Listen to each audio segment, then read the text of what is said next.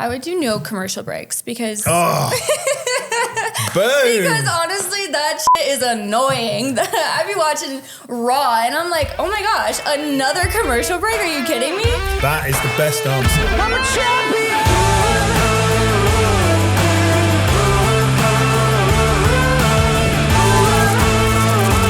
WWE Women's Champion. And you actually bought your title, unlike LA Knight, who forgot his US title. I did. I brought it. Well done. Tiffany Stratton, welcome to Gorilla Position Beyond the Ring. How are you today? You enjoying the European tour? I am. I'm doing great. We've just established that you've been to London before, but you didn't realise it. Yeah, I totally forgot. You know, all of Europe just blends together. My boyfriend's from Germany, so I know Germany, and then everything else is just Europe. Well, when you travel so much, it must just, like, you're forgiven for that. Yeah, thank you. Totally. Thank you. So listen, this series is sponsored by WWE 2K25. In the game, you can step outside the ropes and onto the island. If you didn't step through the ropes and you weren't a wrestler, if you could rule in any other arena, what would you be doing? What other passions do you have outside wrestling? So actually before I came to wrestling, I was into bodybuilding. And weightlifting, right? Yeah, CrossFit. Okay. So I definitely think I would be doing something in the fitness world. I just don't know entirely what that is. I definitely do want to do another bodybuilding show. I think that would be so fun. It's just so hard because we travel so often. So like keeping on track with your food and your workouts is like literally a job in itself. So yeah, I think working out is my passion. So bodybuilding, CrossFit, and you were a gymnast as well, right? Yeah, I was a gymnast like before all that. So my entire life basically was just gymnastics up until I quit. Okay. My daughter loves gymnastics. Really? Absolutely obsessed with gymnastics. That's awesome. Yeah, it's cool. But all those elements kind of make you the perfect pro wrestler, right? Was that always the goal? How did that journey happen to pro wrestling? So wrestling was never really a goal of mine. I didn't really know I knew what it was because my brother and my dad always watched it, but I never really watched it. I just kind of know who The Rock was. And then, so I guess one day we were flipping through the channels with my family and SmackDown came on and Charlotte Flair was on our screen. And my mom was like, you could totally do something like that. Like you're made for it. Like, you know, she's doing flips and whatever. You can do flips and whatever. So she's like, you should do it. And I'm like, Mom, like I'm a gymnast right now. No, I'm not going to do that. And then eventually I quit gymnastics. I did bodybuilding. I did CrossFit. And then one day I was like, I want to feel a little bit more challenged. And that's when I hit up Greg Gagne. And my mom actually... Vern's son? Yes. Okay. Yeah. So my mom actually texted Greg because she knew Greg from somebody she worked with. I'm not really sure who, but she texted him and he was like, who is this loony person texting me, like telling me to train her daughter? And he was like, okay, I'll come to like a training session. And I trained at Mr. Kennedy, Ken Anderson's wrestling gym. And he was super nice. He let me train there. He let Greg come in. And Greg, I guess, kind of like just watched me run the ropes and like watched me take a bump. And he was kind of like, is that the first time you've ever done that before? And I was like, yeah. I mean, I do it on the trampoline all the time, but so he saw that and he was like, okay, we can work with something here. And he trained me and eventually I submitted all my stuff online to get a tryout and they asked me to try out. And then we flew all the way to the performance center and then COVID literally happened that day and they shut everything down. So they had to fly us all back home and I was begging them to invite me back for a tryout. I was emailing them nonstop. And then eventually, finally, they invited me back for a tryout. And I killed that shit. And I got signed a week later. Yeah, you did. I love your modesty. Thank you. But what I take away from that, really interestingly, your mum pushed you into pro wrestling, which you don't really hear of parents like encouraging their kids to wrestle very often. Yeah, my mom's obsessed with it. She loves watching me and she loves wrestling. And I tell my mom, like, can you please just like watch the entire show? Like not just me. She doesn't just turn up for your matches, does she? No, she does. She's like, when are you on? Like about what time? And I'm like, Mom, just watch the whole show. Come on. Yeah. It's 2 hours and you have nothing to do on a Friday night. Just watch it. don't know if your mum would appreciate that. I'm sure she's got a very good social life. No, she doesn't. Oh, okay. I'm her social life. Well, she must be very proud of all your success. She is. You've had an incredible year. You debuted on the main roster in February last year. Yes. You're now obviously world champion. How has life on WWE TV sort of matched your expectations when you came in?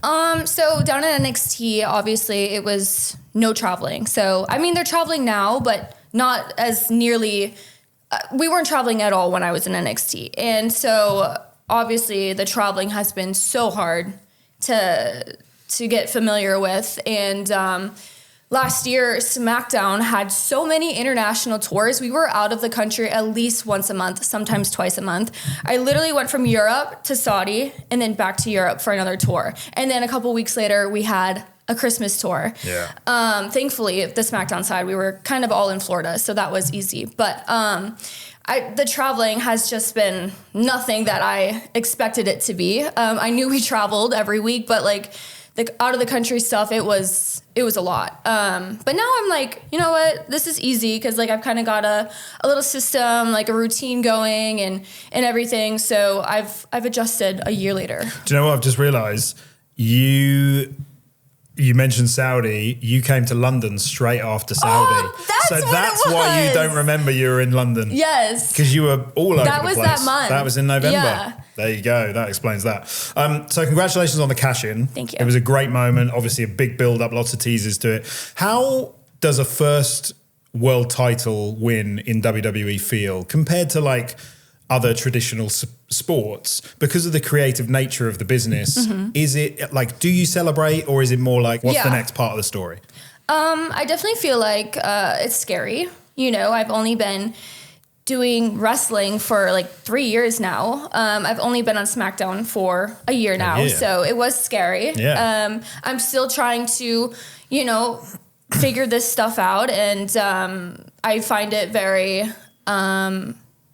just rewarding and like I'm honored that they trust me that much to win a title with my first year on SmackDown. So yeah, I just think all in all, I'm kind of still learning and I'm excited for my WrestleMania match. Well, you're so new to it. You say you're still learning, but like the fan reaction and that connection you have with the fans, like it was so instantaneous. It's sustained like for the last year. What do you think?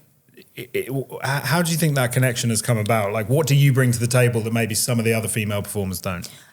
You know, I'm not entirely sure. I do think Australia, like, I love that country. I do think they love you too. Yeah, a lot to do with that.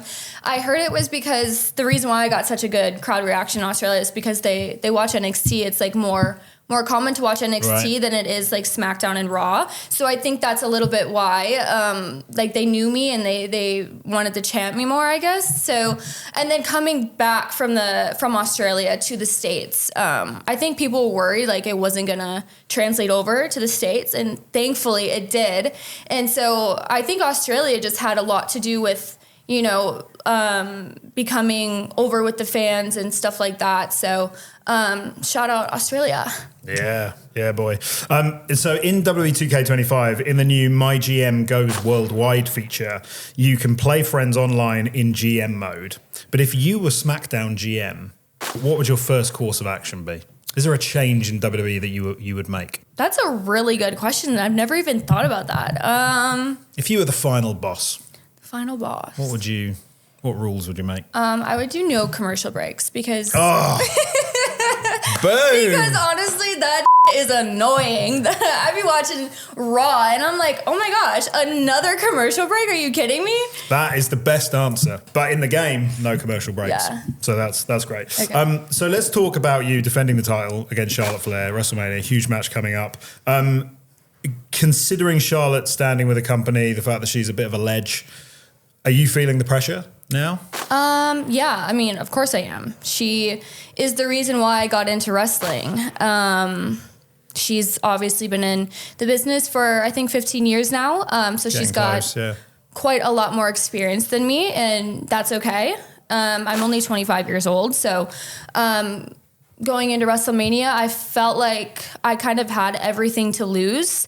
But now I've kind of rewired my thinking, and I feel like I kind of have everything to gain, and it's just another experience for me. And it's my first WrestleMania, and I'm 25 years old. I'm going to have plenty more WrestleManias. I've got at least 10 to 15 left in me. So I'm trying to just, be at peace and take a little bit of the pressure off of me, and just be super excited for this WrestleMania. And do you hear the criticism of the fan noise? So like last week on SmackDown, for example, there's the split screen promo. It could be said that it like the challenger looked better than the champion in that time, and Charlotte maybe didn't give you a lot of opportunity to shine. Yeah. Like, do you hear that noise, or do you just try and kind of stay the course, stay confident in what you're doing? Yeah. I mean, of course I hear all the noise. I mean, Twitter didn't let me not hear all the noise. But I mean, congratulations to Charlotte. So going into WrestleMania, I'm focused on beating her. And if it were to happen where if Charlotte beats me, then you know what? I've got another WrestleMania, at least 10 more, at least. Do you think, like genuinely, given that she's a bit of a legend, do you think she was trying to test you as an upstart, as a rookie? I don't know about test. I do feel like there was a little bit of interrupting and kind of not letting me get anything I wanted to say out. So I wouldn't say test. I would say more so just being a big, mean veteran. You wanted to say a naughty word there, didn't you? I did. Yeah, you did. I've already said two, so I'm trying to reel it back. Fans don't often appreciate the fact that Charlotte takes long breaks. I mean, obviously she was injured this time, but she takes breaks and then comes back and wins a title, often to the detriment of other younger talents. Do you think if you were to lose the title this year, it would derail your run in any way? Are you worried about that? No, I don't think it would derail me in the long run. I do think, it would be time for me to reflect and kind of go back to the drawing board and figure out what I need to do next. But I don't think it would derail me in the long run. I've got, again, like at least 10 more years in me. If anything, it would actually be kind of a good thing because, I'm a year on SmackDown, and I feel like I don't want to accomplish too much too soon to where like I get boring, because I just feel like, if you run through SmackDown or Raw and you win a title so quickly, you kind of become boring if you don't have a good storyline. So I do think, this could be something different for me if I do lose. And again, like I can just go back to the drawing board and see what I need to figure out better. Yeah. Talking of storylines, there hasn't been like a bloodline level saga type storyline for the women, and fans often criticize the fact that women maybe aren't given the same opportunities. Like there's all the same titles and they get a Rumble and Money in the Bank and things like that, but in terms of like storylines, it's not quite on an equal level as the men. Is that something that's talked about backstage? Are there frustrations still that, like we've seen it a bit with Naomi and Jade recently and Bianca? I don't feel like as of the past couple of years, especially since Triple H has took over, I do feel like the women have I feel like they have gotten quite a few storylines that are pretty big. I feel like the Rhea and the Liv story, I feel like that just kind of blew up. Like, I feel like you saw that everywhere, not just in, WWE and wrestling. I feel like it kind of became a little mainstream for a second, especially with Rhea. And then this Jade and Naomi story too, like long-term storytelling. I feel like that story has potential to be one of the best women's stories. So we're getting there. We're getting there, definitely. In 2K25, you can do intergender matches in the game. Is there a male superstar that you would love to have a dream match with? Yeah, I do. It's Ludwig Kaiser. I thought you might say that. I thought you might say that. Yeah, we always kind of play fight. And do you? Yeah, I would like to. Wrestle at home? Yes. Have you got a ring? Do you live together? Yeah. Do you have a ring at home? We don't. Oh, you should get one. I know. That would be so fun. Yeah. But he always wins. So in the video game, maybe I'll win this time. Yeah. Yeah. Okay. Talk to me about Ludwig, if you don't mind. Yeah. And your predictions for him, because I have been saying for a long time, I genuinely think he's world title material in that he's got great charisma, amazing promo skills, obviously in-ring ability, insane. I think he's got what it takes. Does he have those kind of lofty ambitions? Of course he does. He is one, though, that is very patient. I feel like his whole career, he's never really had things that happen to him like instantly. He's always kind of had to prove himself. And with time, he eventually, his hard work pays off. So I definitely think there is a title in his near future. He has every single component I feel like you need to be a WWE superstar. We've seen some power couples on WWE TV in the past, like Seth and Becky, probably the most recent teaming up on TV. Any chance Tiffany and Ludwig Kaiser? Oh, I would love that. Would you like that? I would love that. I think that would be so fun. To work with Marcel, that'd be amazing. And would he like it? Yeah, I think so. Do you travel together as well? No, he's on Raw. Oh, no, he's on Raw, isn't he? I'm on SmackDown. Is that quite a good thing, though? I Because too much time together. There's pros and there's cons. Yeah. I would definitely say like the cons are we have like maybe 2 full days together each week. And then obviously the pros are like if we do travel together and we do spend 24/7 together, like maybe we would fight. I don't know. Like maybe too much time together is not good. But no, I definitely want to be on the same brand and I definitely want to be traveling with him. That'd be super nice. And tag teaming on TV. Yeah, that would be awesome. Amazing. Now you defeated Bayley in your first title defense. You're looking to defeat Charlotte at WrestleMania. What do you make of the idea of Becky Lynch and Sasha Banks coming back to WWE, you defeating them, and then you will have defeated all 4 of the 4 horsewomen? That would cement you as like the new queen in a new generation, right? Yeah. How do I feel about that? Yeah, I think that'd be amazing. Obviously, me and Becky, we have some history. She came down to NXT and she took the title off of me. We had a really cool street fight. What a great moment for you that was. Yeah. That must have been special. Yeah. That she came down and sort of... I know a lot of people were saying like, oh, Becky coming down and taking the title off Tiffy, whatever. It was such a good experience for me and it was a confidence booster. And I feel like after I had that street fight with Becky, I definitely realized like, okay, like I can do this. Like I can go toe to toe with Becky Lynch in the ring. So it was all in all, it was a confidence booster for me. Do you think we'll see Mercedes Moné back in WWE? I hope so. I think that would be super cool if she came back. I'd love to get in the ring with her. And I'd love to see what kind of gear she has when she comes back. It'll be pretty special, I think, when that happens. I mentioned the 4 horsewomen there. Speaking of factions, in 2K25, you can fight for the opportunity to join the Bloodline. If you could join any faction in wrestling, what faction would it be? Oh my gosh. What faction could do with a bit of Tiffy time? I think maybe old Judgment Day when Rhea was a part of it. Yeah, I love me some Rhea Ripley. And that would be quite a change for you. That would be. I would totally like adapt to their aesthetic. It up? Heck yeah. Almost just swore there again. I totally would. I would just like make sure I keep a little bit of pink in there. Okay. You know, like a little Avril Lavigne moment. Yeah.